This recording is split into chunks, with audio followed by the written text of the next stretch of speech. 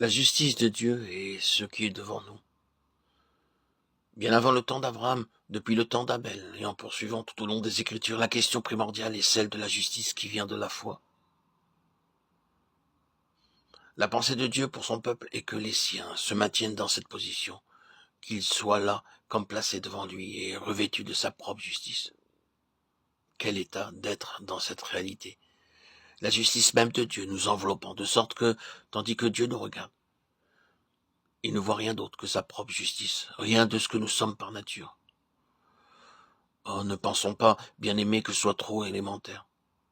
C'est une chose ultime, c'est l'un des grands résultats en faveur du vainqueur à la fin. Et c'est sur ce point que Satan lutte jusqu'au bout. S'il peut parvenir à nous amener, vous ou moi, ou tout autre enfant de Dieu, à perdre ce terrain-là de la foi, de la confiance, et à accepter la condamnation sous ses accusations, il a gagné.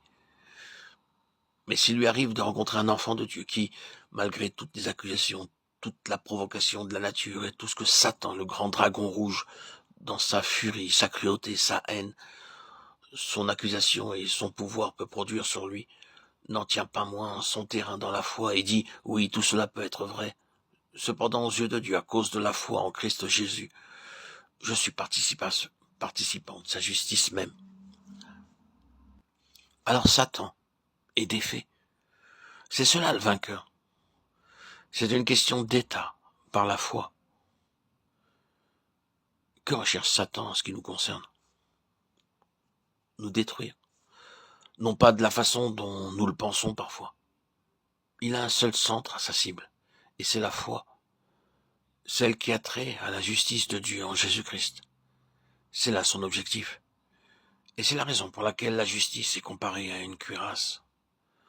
Vous vous souviendrez de la parole que nous trouvons dans Ésaïe 59, 17. Il se revêt de la justice comme d'une cuirasse. Et nous avons aussi dans Éphésiens 6, 14 l'expression la cuirasse de la justice.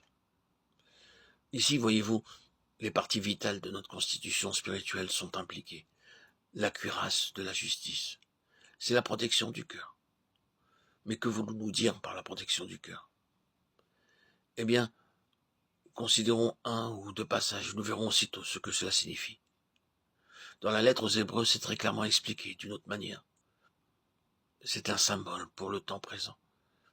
Il signifie que les dons et les sacrifices présents ne peuvent rendre parfait sous le rapport de la conscience, celui qui rend ce culte. Combien plus le sang de Christ, qui, par l'Esprit éternel, s'est offert lui-même sans tâche à Dieu, purifiera-t-il votre conscience des œuvres mortes, afin que vous serviez le Dieu vivant? Hébreux 9, 14. C'est une question de conscience. C'est là, au centre du cœur. Vous avez mauvaise conscience et vous vous sentez mal à l'aise dans votre cœur. Comment allez-vous agir à l'égard de cette mauvaise conscience? Oh, quelle parole est celle-ci! Considérons-la à nouveau. Ne peuvent rendre parfait sous le rapport de la conscience celui qui rend ce culte. Sous le rapport de la conscience. Tenez fermement cela, rendu parfait sous le rapport de la conscience. C'est là le point en litige, c'est ce que Dieu veut régler.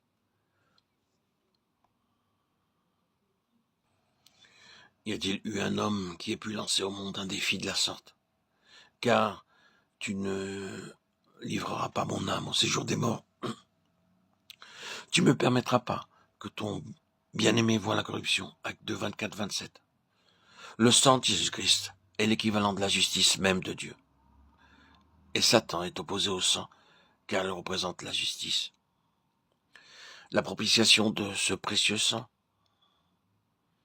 l'appropriation par la foi de cette justice divine est ce qui va détruire toute la puissance de Satan. Ils l'ont vaincu à cause du sang.